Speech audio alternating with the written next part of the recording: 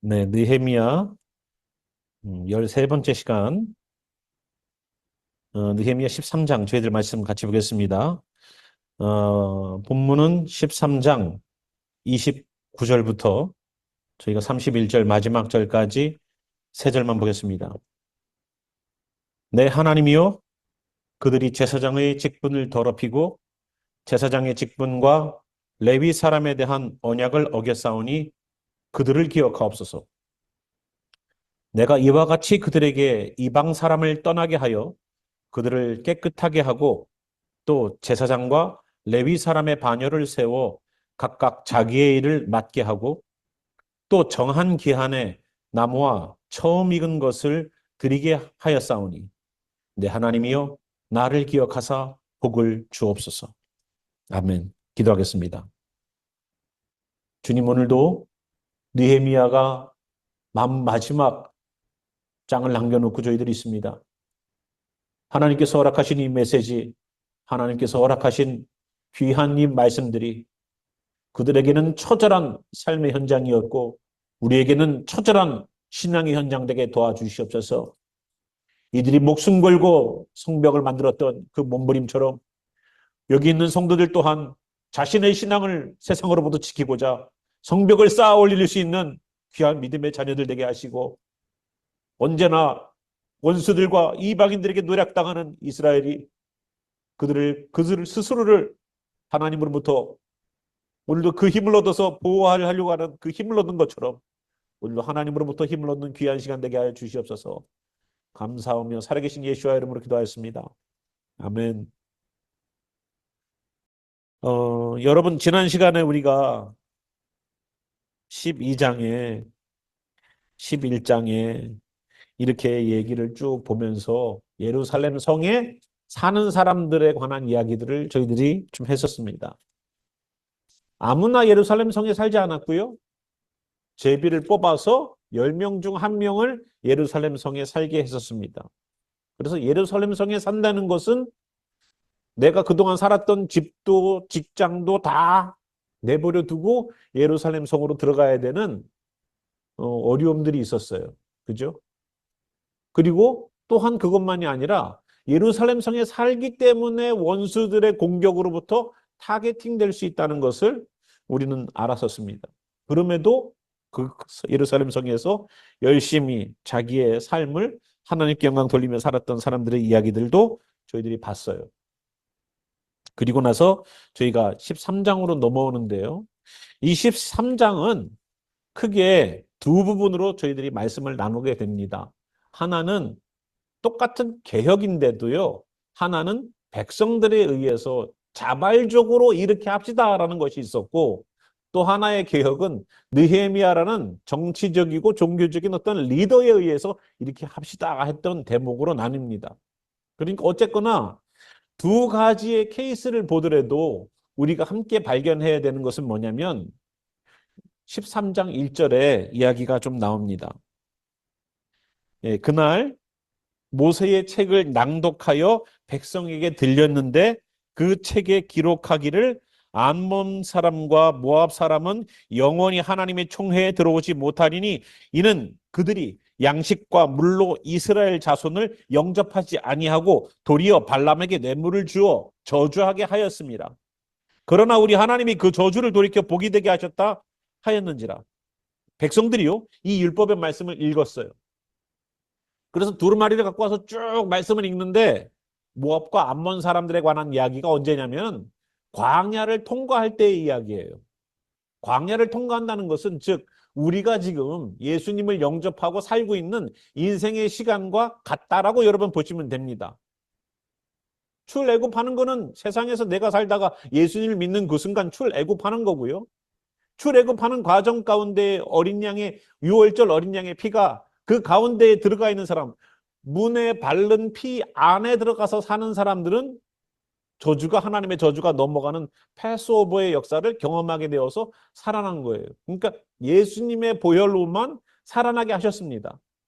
그리고 사흘길을 걸어왔어요.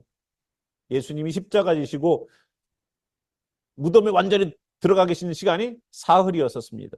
그것처럼 이스라엘 백성들은 이 3일 동안 밤낮으로 걸어갔어요. 누구의 힘으로? 하나님의 힘으로. 그 광야를 생각해 보십시오. 할머니, 할아버지 할 것 없이 다 사흘 동안, 아이들도 사흘 동안 계속 걸어가는데, 여러분요, 아무리, 저도 요번에 계속 걸어 다녔는데, 이 걸어 다니는 게 얼마나 힘듭니까?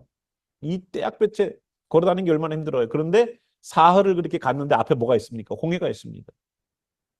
앞에가 홍해, 뒤에는 외국 군대 쫓아오는 과정 가운데 딱 중간에 샌드위치처럼 꼈어요.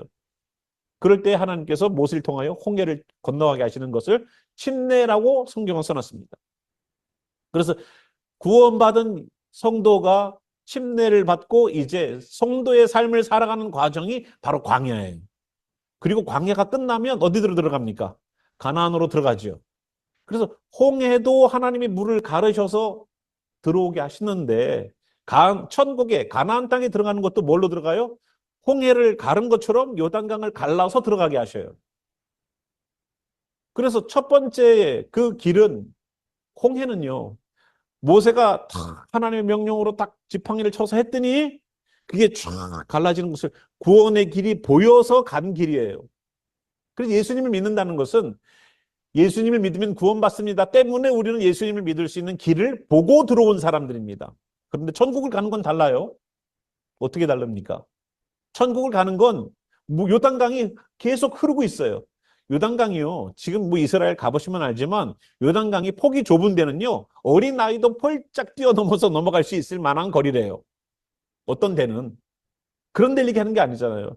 그 요단강이 있었을 그때는 우기에다가 물이 얼마만큼 찼냐면 양쪽에 뚝이 세워져 있는 그 뱅크 위까지 물이 찼다는 거예요. 그걸 하나님이 멈추고 요단강을 건너게 하실 때에 물이 있는 상태에서 제사장들이 들어갔단 말입니다. 언약궤를 들고서. 그러니까 천국을 들어가는 것은 구원의 길을 보고서 들어왔던 홍해랑 다르게 여기는 어떻다고요? 가나안 들어가는 천국으로 들어가는 길은 말씀에 의지해서 아직 물은 안 갈라졌는데 내가 천국 갈 것을 나는 아직도 잘 모르겠는데 확신이 안 쓰는데 뭐를 의지하라고요? 말씀. 말씀을 의지해서 언약궤를 들고 제사장들이 물에다가 발을 담그고 들어가니까 그때서야지 갈라진 거예요. 그런 것처럼 믿음으로 하나님 나라 가는 순간에 어느 순간 내가 주님을 만나야 되는 그 순간에 뭐가 필요하다고요? 주님의 말씀을 붙잡은 믿음이 필요하다는 겁니다. 그래서 가나안이라는 천국이라는 그곳으로 들어가게 되는데 이 광야라는 시간을 이제 예수님으로 다시 거듭난 성도가 사는 삶의 시간이다라고 제가 말씀드렸지 않습니까? 근데 그 시간에 뭐가 있었어요?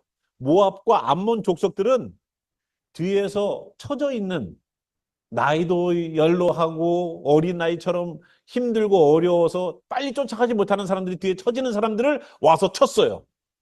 그리고 또한 이들이 먹을 것과 물을 달라고 좀 길을 열어달라고 좀 편안한 길로 갈 수 있게 그리고 우리가 돈을 줄 테니까 좀 먹을 걸 달라고 했을 때 노 했습니다. 그것 때문에 이 모압과 암몬 이 두 족속은 하나님의 총회에 들어오지 못해요. 뭔 짓을 해도. 하나님이 뭔 짓을 해도 이뻐하는 사람이 있죠. 누구예요? 이스라엘이에요. 그런데 극명하게 하나님께서 이 사람들은 안 돼라고 말하는 사람이 뭐냐? 모압과 암몬 사람들이에요. 그 중에 오늘 등장하는 사람도 나오기 때문에 그렇습니다. 어쨌거나 성경 말씀을 읽었는데 토라를 읽었겠죠. 토라가 뭡니까?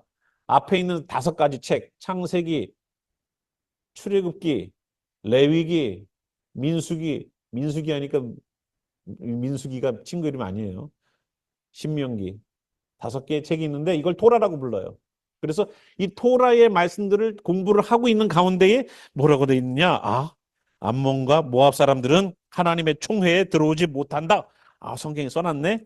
그랬는데 무슨 일이 있습니까? 보니까 우리가 내 친구 누구는 다 누구랑 살고 있어요. 암몬 그리고 모압의 여인들과 살고서 아이들을 낳고 살고 있더라는 거예요. 즉 하나님을 안 믿는 사람들과 가정을 꾸미고 살고 있어요.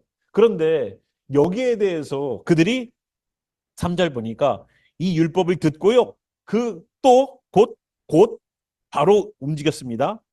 섞인 무리를 이스라엘 가운데에서 모두 분리했다는 겁니다. 섞여 있는 사람들.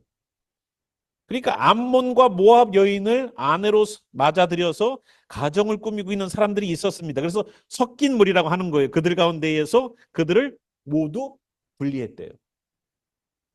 섞여 있는다는 말은 여러분 아시다시피 뭐예요? 여러분이 아는 히브리 단어가 있어요. 섞여 있다, 혼재되어 있다. 바벨 했잖아요. 발랄 했잖아요. 그죠? 바벨탑 하면서 했지 않습니까? 그러니까 가치관이 섞여 있고 삶이 섞여 있는 거예요.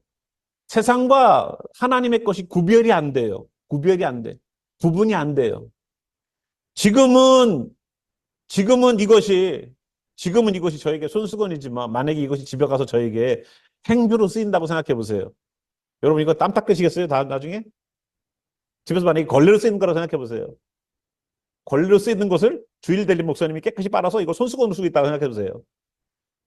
제가 새 걸 들고 와도 여러분에게 땀 닦으세요 드려도 여러분 받으시겠어요? 안다면 안 하죠. 구별되게 쓰는 거예요. 구별되게. 그래서 이 구별된 삶을 섞인 무리에서 분리하는 작업을 사람들이 하더라는 겁니다. 말씀을 배우고 예배를 드리고 우리가 성경을 공부한다는 것은 은혜 받으려고 하는 게 아니에요. 예배를 드리고 성경을 공부한다는 것은 큐티를 하는 것은 내가 성경적인 지식을 쌓기 위해서가 아니라 뭐라고요? 내 삶을 돌이키기 위함의 수단이에요.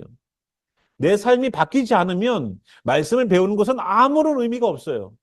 여러분이 아무리 좋은 목사님 설교를 듣고 아무리 좋은 은혜를 받아도 내 삶을 변화시키지 않고 그래, 참 좋은 설교군, 감동이 크군. 저에게 무슨 소용이 있습니까? 나에게 무슨 유익이 있어요? 아무런 유익이 없어요.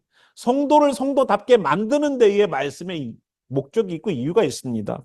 그래서 이 말씀대로 변화되는 과정들이 있어야지만 우리는 진정한 성도가 될 수 있을 거예요. 안 되면 뭐가 되는지 아십니까? 머리만 커지는 거예요. 계속. 귀만 커지고. 그래서 이 사람은 설교를 잘하네 못하네, 이 목사님은 설교를 잘하네 못하네, 이거는 판단력은 굉장히 디벨롭 되어 있는데 그 말씀대로 내가 사는 것은 젬병이에요. 축구를 잘하네 못하네 코치는 하죠. 나도 저렇게 하겠다. 어떻게 저 사람이 국가대표가 됐지? 막 이렇게 하죠. 근데 막상 우리 보고 뛰어보라 그러세요. 막상 뛰어보세요. 헛발질하기 있을 거예요. 우리는 헉헉대기 있을 거예요. 삶의 실력은 없으면서 뭐만 늘어요? 눈으로 보고 판단 내리는 것만 빨라. 이것은 성도에게 원하는 것이 아니에요. 하나님은. 우리에게 신앙의 실력을 키우는 것이 말씀을 주신 이유고 목적입니다. 이들은 알았어요. 말씀을 듣고 나니까 말씀을 듣고 난 사람이 보이는 반응은 삶을 섞인 것들을 분리해내는 작업들을 하는 거예요. 그래서 정말로 말씀을 바르게 먹은 사람의 특징은 뭐냐면 내 삶 속에서 세상과 내가 섞여 있는 부분들을 분리해내는 작업들을 할 겁니다. 할 거예요. 분명히 할 거예요. 그건 주님의 은혜가 임하고 성령이 임하면 그거는 자동적으로 나오는 거예요. 내 삶에 내가 세상과 섞여 있는 게 뭐지? 분리해내야 되는데 그거 율법적으로 하는 것이 아니라 자동적으로 말씀을 딱 들으면서 머리에 탁 팝업되는 게 있어요. 이거구나.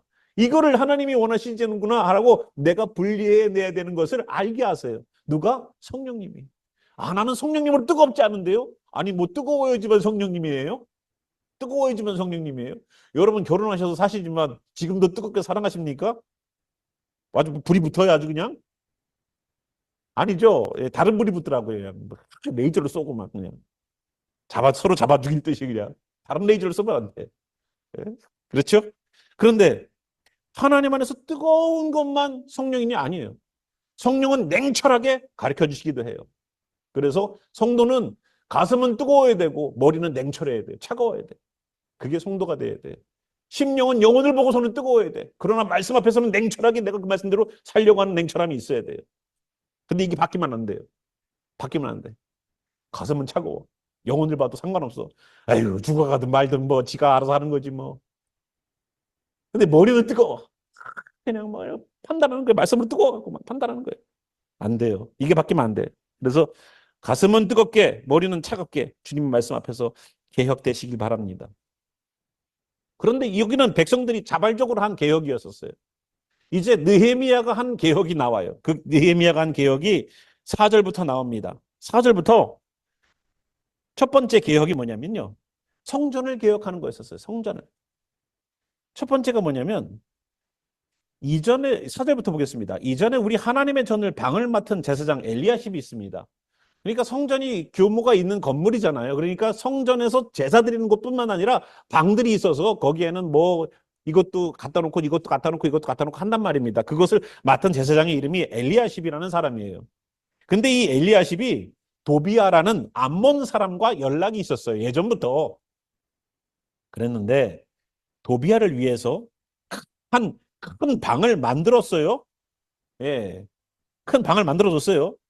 그 방은 원래 소재물과 유향과 그릇과 또 레위 사람들과 노래하는 자들과 문지기들에게 뭘 11조로 주는 곡물과 새 포도주와 기름과 또 제사장에 주는 거제물을 두는 곳이라는 거예요. 그러니까 여기에 거두어서 넣는 이 창고는 레위 사람들에게 노래하는 자들에게 문지기들에게 11조를 거둬서 드린 그들에게 월급으로 주는 그러한 거제물을 모아놓는 방이라는 겁니다. 근데 그걸 누구에게 줬다고요? 도비아에게 큰 방을 만들어 줬어요. 6절, 그때는 내가 예루살렘에 있지 아니하였다는 겁니다. 느헤미야가 이제 성벽도 만들어 놨으니까 이제 잠깐 왕을 가서 뵙는 시간이 있었어요. 그 왕을 보러 가는 그때가 이 엘리야십이 뭐라고 생각했습니까?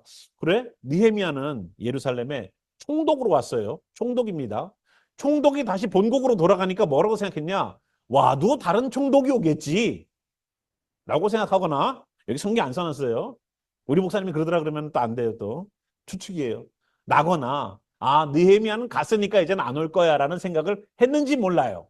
그래서 여기에 보니까 도비아가 큰 방을 만들어서 받을 때에 그때 내가 예루살렘에 있지 않았다는 겁니다. 알았으면 느헤미야가 어떻게 했을 것 같아요? 엘리야십을 멱살 잡았겠죠. 예. 바벨론 왕 아닥사스다 32년에 내가 왕에게 나아갔다가 며칠 후에 왕에게 말미를 청하고 예루살렘에 이르러서야 엘리야십이 도비아를 위하여 하나님의 전 뜰에 방을 만든 악한 일을 안지라. 그 악한 일이에요. 내가 심히 근심하여, 여기 근심하여라는 이 단어가 근심했다는 걱정되고 이런 게 아니에요.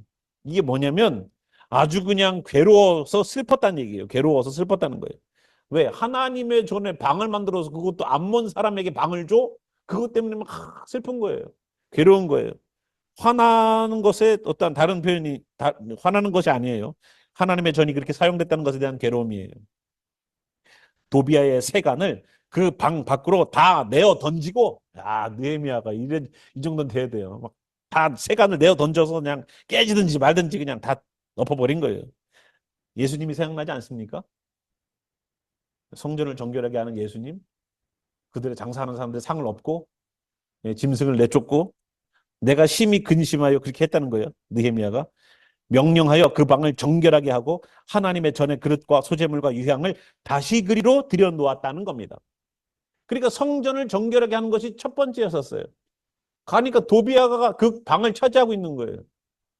엘리야십은 도비아와 연락하는 자, 도비아와 굉장히 친분이 높은 깊은 자, 그 도비아는 이 지역에 원래 살았던 사람으로서 영향력이 있는 사람이기 때문에 이 엘리야십이라는 이 제사장이 좀 더 자기가 힘을 얻거나 뭔가 하려면 이 도비아 같은 사람들에게 힘을 얻어야 되는 거예요.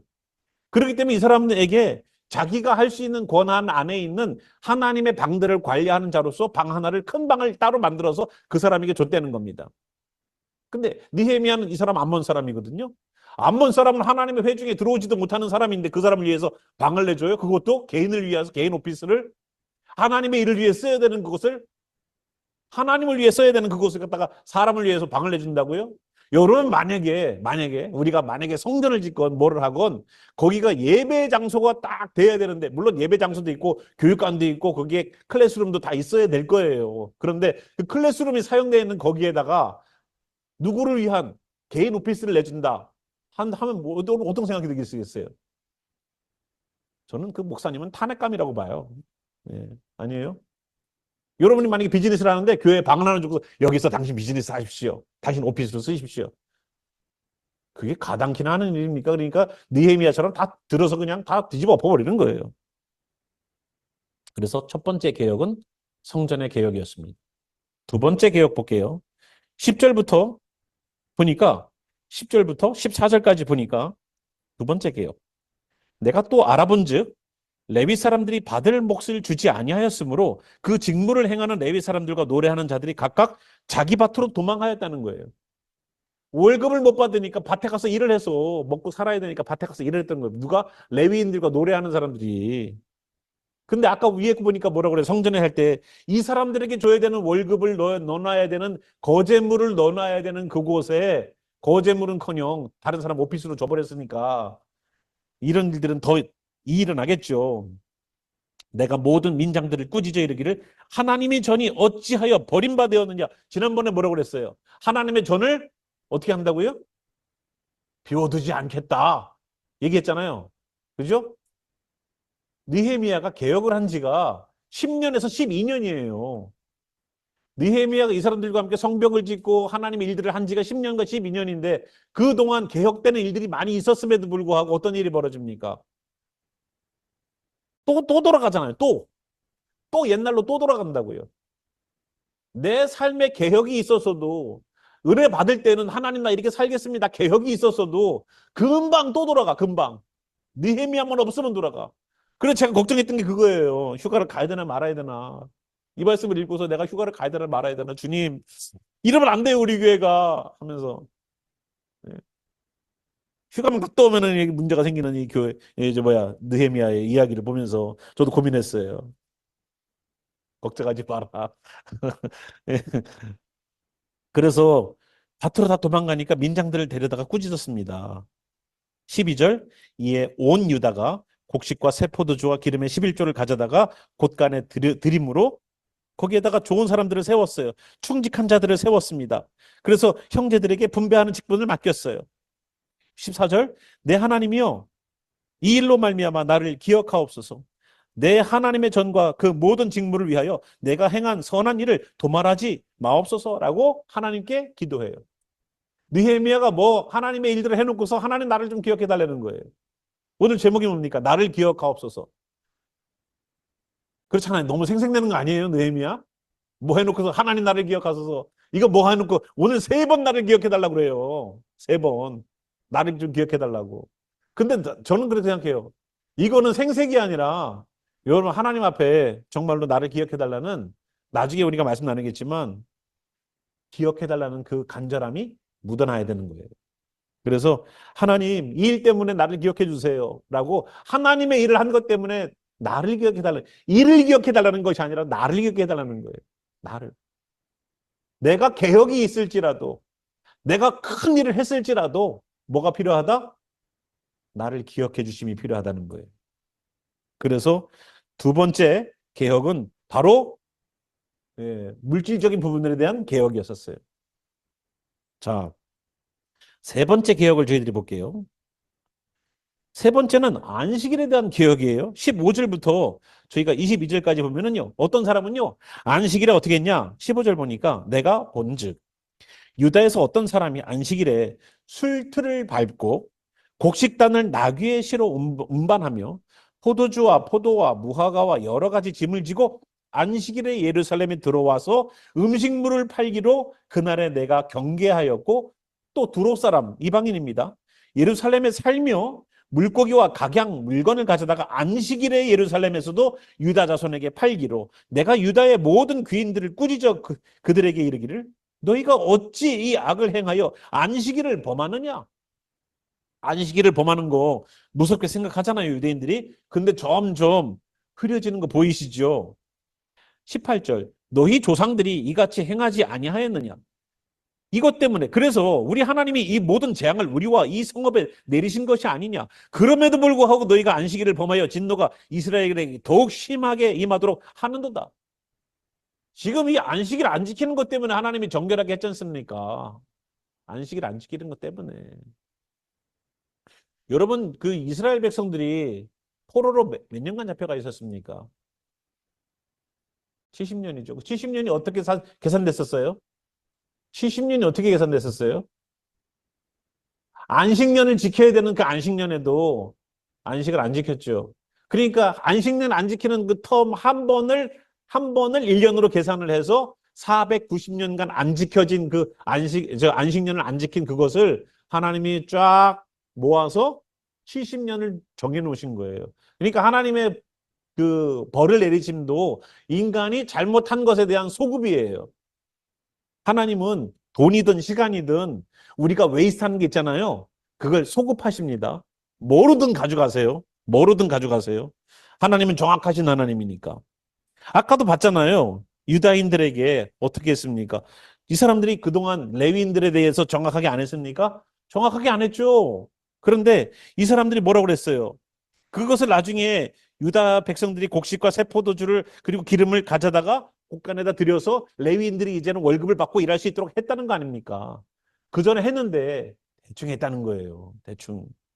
자, 헌금에 대해서 한번 잠깐 터치하고 넘어갈게요. 그러면 자, 헌금을 나는 하는데 정확하지가 않다. 그거는 하나님께서 이거를 내가 헌금을 했다라고 보실까요? 아니라고 보실까요? 여러분, 우리가 한번 생각해 봐야 돼요. 내가 11조를 100불을 할 게 있는데 내가 이렇게 쓰다 보니까 20불만 남았어. 11조 드립니다. 하면은 내가 11조 드린 거로 하나님 생각하실까요? 아니면은 너 안 드린 거야 라고 생각하실까요?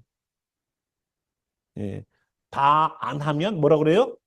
안 한 거라고 생각하시더라고요. 제가 그거를 우리가 사도행전 나중에 할 건데 사도행전을 보시니까 아나니아와 삽비라의 얘기가 나와요. 제가 그걸 보면서 한 가지 깨달은 게 있어요.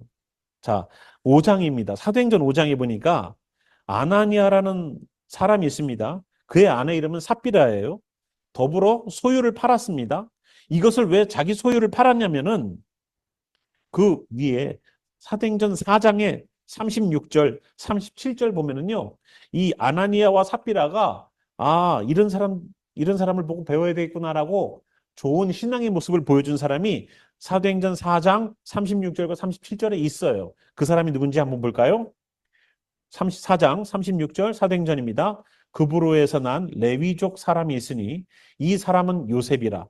사도들이 일컬어 바나바라, 번역하면 위로의 아들이라 하니 그가 밭이 있음에 팔아 그 값을 가지고 사도의 발 앞에 두니라. 그래서 교회에 어려운 사람들이 오니까 자기의 밭을 팔아서 그 사람들 갖다가 섬기는 일들을 바나바가 했어요. 자기의 밭을 팔아서. 그래서 이 바나바의 이름이 뜻이 위로의 아들이에요. 정말로 그 위로의 아들이라는 이름답게 교회의 가난한 자들과 어려운 이들을 위로하는 일들을 바나바가 했는데 그걸 보고 나니까 참 너무 좋은 것 같아. 아나니아와 삽비라도 나쁜 사람이 아니에요. 감동된 사람이에요. 감동됐어요. 그래서 우리가 갖고 있는 밭이 있는데 그 밭을 팔아서 교회 어려운 이들을 위해서 도웁시다. 부부가 서로 합의를 했어요. 이거 굉장히 힘든 거예요, 이거. 바나바는 자기 아내 얘기가 안 나오지만 이 사람은 아나니아는요. 자기 아내 삽비라와 함께 합의했다고요. 남편이 뭘 한다고 그래도 아내가 노하는 케이스가 많죠. 둘이 다 합의가 되는 경우가 얼마나 많지 않아요? 근데 이 가정은 정말로 하나님 앞에 신실하게 둘이 다 합의를 했어요. 그럽시다. 여보, 우리 저 밭을 팔아서 우리도 정말로 교회의 어려운 이들을 위해 도웁시다. 얼마나 처음에 순수했는지 몰라. 그런데 팔았어요. 2절. 그 값에서 얼마를 감췄어요. 왜 감췄는지 이유는 안 나오지만 제가 볼 때는 시세 차익이 생긴 것 같아. 처음에는 한 100불 주고 산 땅인데 지금 보니까 한 200불 됐어. 요즘 한참 집값 올라가잖아. 그러니까 100불이 남았네? 그러니까 내가 드린 돈만 하면 되지. 이 임무는 나에게 하나님 주시는 보너스야. 거기서 뚝딱 했을 수 있을 수 있어요. 어쨌거나 얼마를 감춤해 그 아내도 알더라. 얼마만 가져다가 사도들의 발 앞에 두니 베드로가 이릅니다. 아나니아야, 어찌하여 사단이 네 마음에 가득하여 내가 성령을 속이고 땅값 얼마를 감추었느냐? 라고 얘기했어요. 땅이 그대로 있을 때에는 네 땅이 아니며 한 후에도 내 마음대로 할 수가 없더냐?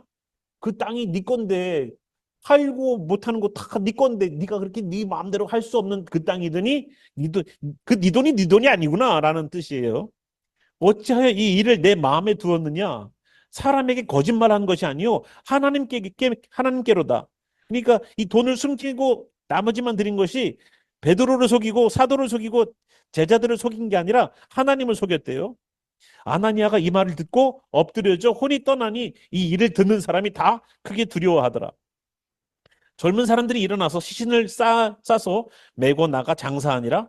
3시간쯤 지나 그의 아내가 그 일어난 일을 알지 못하고 들어왔어요. 베드로가 이르되 그 땅 판 값이 이것뿐이냐? 또 물어봤어요. 내게 말하라 하니 이르되 예 이것뿐이라 하더라. 베드로가 이르되 너희가 어찌 함께 꾀하여 주의 영을 시험하려느냐? 보라 내 남편을 장사하고 오는 사람들의 발이 문 앞에 이르렀으니 또 너를 메어 내 가리라 하니 곧 그가 베드로의 발 앞에 엎드려져 혼이 떠나는지라. 젊은 사람들이 들어와 죽은 것을 보고 메어다가 그 남편 곁에 장사하니 온 교회와 이 일을 듣는 사람들이 다 크게 두려워하니라. 제가 이걸 보면서 아, 다가 아니면 하나님은 아니라고 생각하시는구나.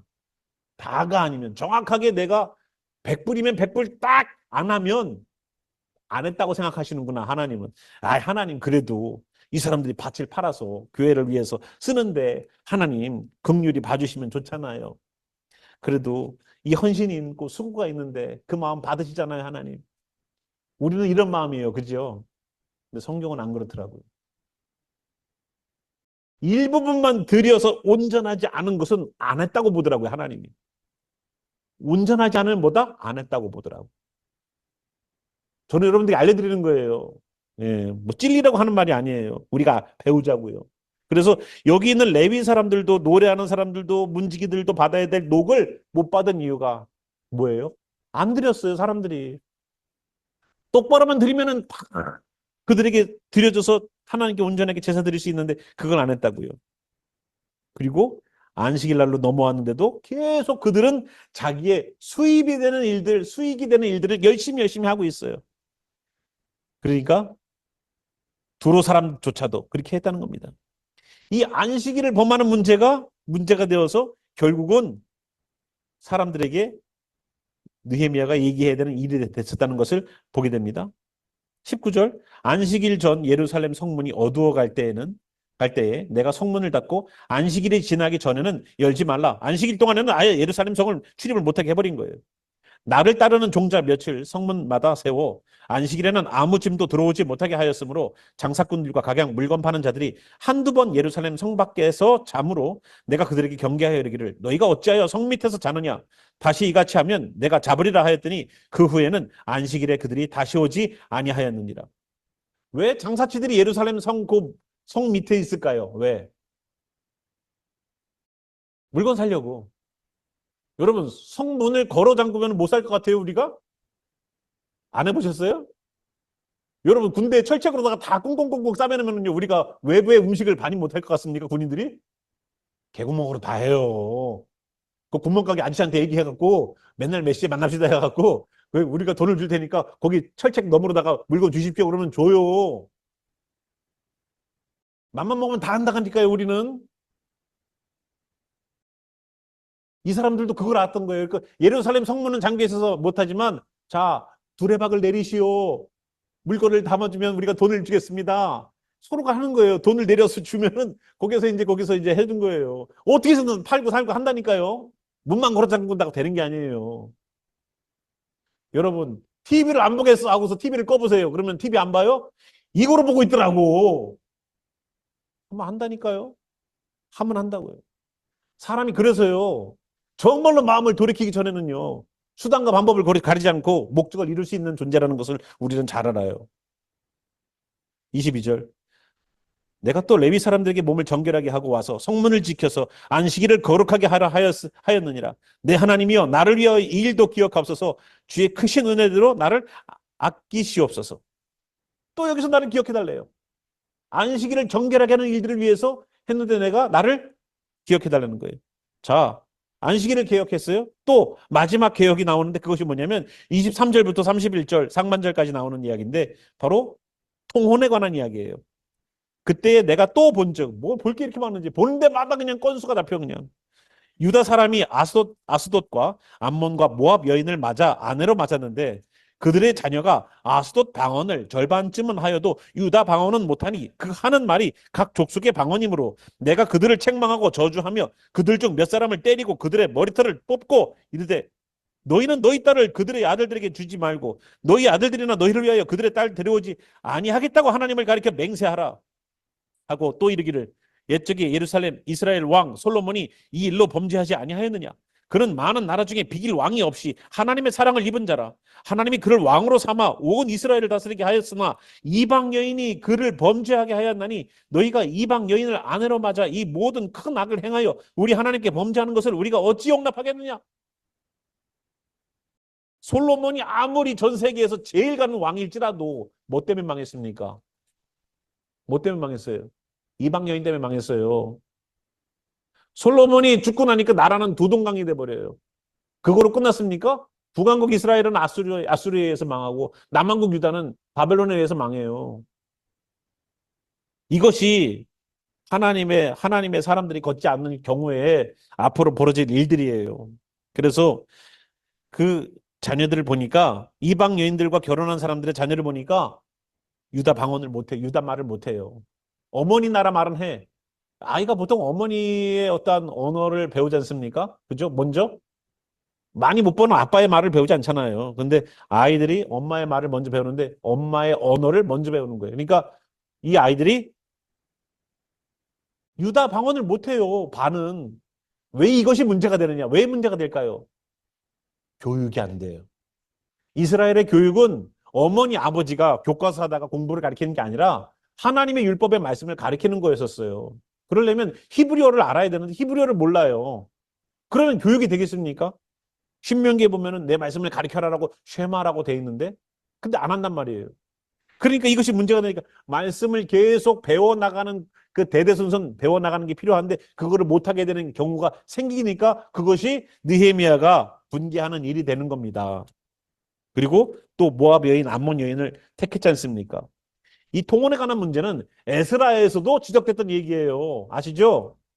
그러니까 여러분 신앙의 대물림을 만들어낼 수 있을 귀한 사람들이랑 여러분 귀한 가정을 꾸미시기 바랍니다. 28절 대제사장 엘리야십의 손자 요야다의 아들 하나가 호른 사람 산발렛의 사위가 되었습니다. 호른 사람 산발렛이 이방인의 사위가 됐어요. 대제사장의 손자가. 그래서 내가 쫓아내어 나를 떠나게 하였다는 거예요. 그러니까 이방인하고 결혼했기 때문에 이 요야다의 아들 하나를 쫓아낸 거예요. 그리고 29절부터 하나님 앞에 또 기도합니다. 내 하나님이요 그들이 제사장의 직분을 더럽히고 제사장의 직분과 레위 사람에 대한 언약을 어겼사오니 그들을 기억하옵소서. 나쁜 거 한 것도 기억하라는 거예요. 하나님. 내가 이와 같이 그들에게 이방 사람을 떠나게 하여 그들을 깨끗하게 하고 또 제사장과 레위 사람의 반열을 세워 각각 자기의 일을 맡게 하고 또 정한 기한에 나무와 처음 익은 것을 드리게 하였사오니 또 기억해달래요. 내 하나님이여 나를 기억하사 복을 주옵소서. 그래서 나를 기억해달라는 겁니다. 아까도 우리가 잠깐 얘기 나눴지만 개혁을 하고요. 결단을 하고요. 하나님 앞에 이렇게 살겠습니다. 서원을 해도 사람은 쉽게 안 바뀌어요. 안 바뀌어요. 또 돌아와 있어. 또 어느 순간 돌아와 있어 거기로. 끄는 것처럼 보이고 멈춘 것처럼 보이고 바뀐 것처럼 보일지라도 조금만 찬스가 맞아지면 다시 옛날로 돌아가 버려요. 마치 고무줄 튀기듯이. 그래서 나를 기억하소서가 정답이에요. 아무리 내가 큰 일을 하고 성벽을 세우고 사람들에게 개혁을 일으켜도 내가 하나님 앞에서 기억되지 않는다면 내가 한 공이 무슨 소용이 있습니까? 내가 하나님 앞에 기억돼야지. 내가 하나님 앞에 긍휼을 입어야지. 하나님 나를 기억해 주세요. 난 아무것도 아니에요. 나를 기억해 주세요. 하나님 나를 용서해 주세요. 나를 긍휼하게 봐주세요. 이것이 아니면 하나님 앞에 쓸 수 있는 일들이 없어요. 느헤미야는 느헤미야 이 서를 마치면서 이것을 어떤 분들은 그래요. 느헤미야의 일기다라고 말을 해요. 느헤미야의 일기. 그런데 자기의 일기를 마치면서 하나님 나를 기억해 주세요. 나에게 복을 주세요. 라고 내가 뭐 했으면 하나님 제가 이거 했어요. 아시죠? 이걸 내세우지 않았잖아요. 하나님 나를 기억해 주세요. 나를 기억해 주세요. 그래서 여러분 하나님 앞에 쓸 때는 내가 뭐 했어요가 아니에요. 하나님 나를 기억해 주세요. 내가 죄인임을 기억해 주세요. 그래서 주의 긍휼이 필요해요. 난 그래서 예수님이 필요해요. 주님 나를 기억해 주세요. 나는 아직도 부족한 사람이에요. 주님 나를 기억해 주세요. 뭔가 해서 주님 개혁적인 일을 했어요. 이 개혁적인 일을 할 때 하나님의 성전을 깨끗하게 하려고 몸부림쳤어요. 주님 이걸 기억해 주세요. 하고 주님 앞에 나를 기억해 달라는 이야기를 여러분 정말로 간절히 구하는 기도가 있기를 바랍니다. 어떤 우리의 행위로는 주님께 갈 수 없어요. 주님의 긍휼 아니면 우리가 주님께 갈 수 없지 않습니까? 긍휼이 아니면 갈 수가 없어요. 그러니까 기억해 달라는 거예요. 저희가 만약에 숨을 넘기는 마지막 순간 됐을 때 주님 나를 기억하여 주시옵소서. 이런 기도 필요하지 않을까요? 주님 제가요 얼마나 큰 목회를 했는지 몰라요. 제가 주님의 말씀을 얼마나 많이 연구했는지 몰라요. 이거로 자랑하는 게 아니잖아요. 주님 나를 기억해 주세요. 이 부족한 나를 기억해 주세요. 부족한 나를 기억해 주세요. 연약한 나를 기억해 주세요. 죄인인 나를 기억해 주세요. 그래도 나는 주님의 기억 속에 있는 사람이 되길 원합니다. 여러분 그 마음으로 주님 앞에 나아가는 우리가 되길 바랍니다. 함께 우리 일어나셔서 느헤미야가 자신을 기억해달라고 3번이나 얘기했지만 결국은 하나님 앞에 내가 뭐 했어요가 아니라 그 무언가를 개혁을 일으킬 때마다 그 몸부림쳤던 자신의 마음들을 보고 주님 기억해달라는 그런 마음 아니겠습니까? 내가 뭔가를 이루는 것 때문에 주님 기억해달라는 것이 아니라 그것을 하는 나의 그 깨끗하고 순수한 마음을 주님 봐달라는 거 아니겠어요? 우리가 아무리 우리 스스로를 개혁하려고 하고 우리가 주님 앞에 서원하려고 해도 다시 옛날로 돌아가 있는 우리들의 모습 발견하지 않습니까? 우리는 한계가 있어요. 우리는 알아요. 그래서 우리는 주님이 기억해 주는 사람이 되어야 돼요. 주님이 나를 기억해 주셔서 다시 돌아오라는 주님께서 말씀해 주시는 그 사람이 되어야 돼요. 어디가 있느냐? 아담아 어디 있느냐? 하나님이 아담이 범죄했을 때 아담을 찾으셨는데 아담이 어디 있는지 몰라서가 아니었었어요. 아담이 네가 어디 있는지 네 자리가 어디 있느냐라는 것을 물어보시는 그 자리였었어요. 하나님이 기억하시는 그 아담처럼 하나님이 기억하시는 느헤미야처럼 하나님이 기억하는 우리가 되어야 되지 않습니까? 아무리 우리가 이 교회에서 아무리 신앙생활에 멋지게 뭔가를 한다 할지라도 하나님이 기억하지 않은 사람이면 무슨 의미가 있습니까? 하나님의 살아있는 역사가 하나님이 나를 기억해 주시는 역사가 일어나기를 소망하는 마음으로 우리 함께 기도하도록 하겠습니다. 함께 기도하겠습니다.